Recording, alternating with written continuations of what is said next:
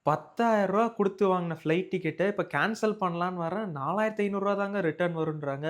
இத மோசம்ன்னு சொல்றதா, ரூல்ஸ்ன்னு சொல்றதா, எப்படி பண்றதுன்னு தெரியல. உன்னால என்ன பண்ண முடியுமோ அத பண்ணிட்டேன். 2 டேஸ்க்கு முன்னாடி நம்ம புக் பண்ணியிருந்தோம் ஃப்ளைட்டு. அது என்ன ஆச்சுன்னு பார்த்தீங்கன்னா, சில ரீசன்ஸ்னால அந்த ஃப்ளைட்ட கேன்சல் பண்ண போறோம். அண்ட் கேன்சலிங் ப்ராசஸ்ல பார்த்தீங்கன்னா ஃப்ளைட் டிக்கெட்ட கேன்சல் பண்றதுக்கு இண்டிகோ வெப்சைட்ல ட்ரிப்ஸ்ன்னு ஒண்ணு இருக்கும். அதுல ஃபைண்ட் அண்ட் வியூ புக்கிங்ஸ்குள்ள வந்துருங்க. இதுல நம்ம ஃப்ளைட்ட கிளிக் பண்ணி இதுக்குள்ள போனீங்க அப்படின்னா, இங்க வந்து கேன்சல் ஃப்ளைட்ன்னு இருக்கும். அண்ட் அப்படிதான் நம்ம கேன்சல் பண்ணி ஆகணும். நீங்க ஆப்லயும் கூட பண்ணிக்கலாம் உங்களுக்கு நெசசரி இருக்கு அப்படின்னா. இங்க பார்த்தீங்கன்னா கேன்சல் ஃப்ளைட் இருக்கும். இத குடுங்க.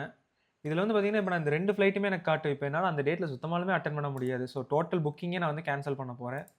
இங்க பார்த்தீங்கன்னா, டோட்டல் வந்து ரீஃபண்ட் அமௌண்ட் பார்த்தீங்கன்னா, ரூ. 4,456 தான் வரும். ரூ. 2,500 ஒரு ஃப்ளைட்ட கேன்சல் பண்றதுக்கு, இன்னொரு ரூ. 2,500 இன்னொரு ஃப்ளைட்ட கேன்சல் பண்றதுக்கு. இது 2த்துக்கும் சேர்த்து ரூ. 500 வந்து பார்த்தீங்கன்னா, கன்வீனியன்ஸ் சார்ஜ்.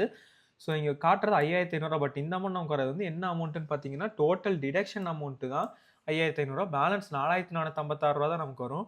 இப்ப இங்க பார்த்தீங்கன்னா, ஃபினிஷ் கேட்கும். ஃபினிஷ் குடுத்துட்டீங்க அப்படின்னா, கேன்சலிங் வந்துரும்.